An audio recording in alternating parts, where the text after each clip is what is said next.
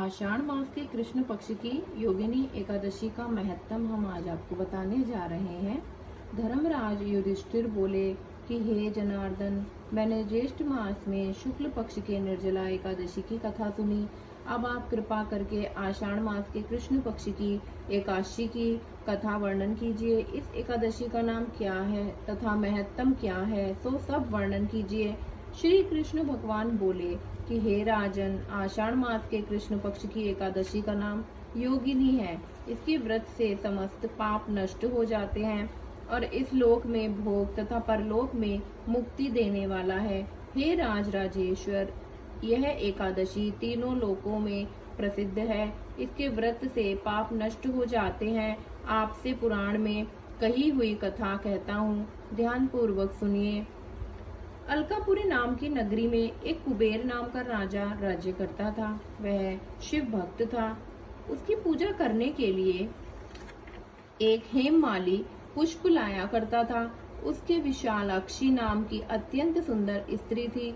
एक दिन वह मानसरोवर से पुष्प ले आया, परंतु कामासक्त होने के कारण पुष्पों को रखकर अपनी स्त्री के साथ रमण करने लगा और दोपहर तक ना गया। जब राजा कुबेर को उसकी राह देखते देखते दोपहर हो गई, तो उसने क्रोध पूर्वक अपने सेवकों को आज्ञा दी कि तुम लोग जाकर हेममाली का पता लगाओ कि वह अभी तक पुष्प क्यों नहीं लाया है। जब यक्षों ने उसका पता लगा लिया तो वह कुबेर के पास जाकर कहने लगे कि हे राजन, वह माली अभी तक अपनी स्त्री के साथ रमण कर रहा है। यक्षों की इस बात को सुनकर कुबेर ने हेममाली को बुलाने की आज्ञा दी।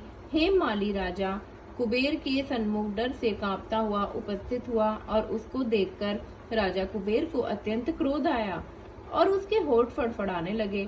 उसने कहा, रे पापी, महानीच कामी, तूने मेरे परम पूजनीय ईश्वरों के भी ईश्वर शिव जी का अनादर किया है। मैं तुझे श्राप देता हूँ कि तू स्त्री का वियोग भोगेगा और मृत्यु लोक में जाकर कोढ़ी होगा। कुबेर के श्राप से उसी क्षण वह स्वर्ग से पृथ्वी पर गिरा और कोढ़ी हो गया। उसकी स्त्री भी उसी समय उससे बिछुड़ गई। मृत्यु लोक में आकर उसने महा दुख भोगे, परंतु शिव जी की भक्ति के प्रभाव से उसकी बुद्धि मलिन ना हुई और पिछले जन्म की भी सुध रही। इसीलिए वह अनेकों दुखों को भोगता हुआ तथा अपने पूर्व जन्म के कुकर्मों का स्मरण करता हुआ हिमालय पर्वत की तरफ चल दिया। वहां पर चलते चलते मार्कंडेय ऋषि के आश्रम पर पहुंचा। वह ऋषि अत्यंत वृद्ध तथा तपशाली थे।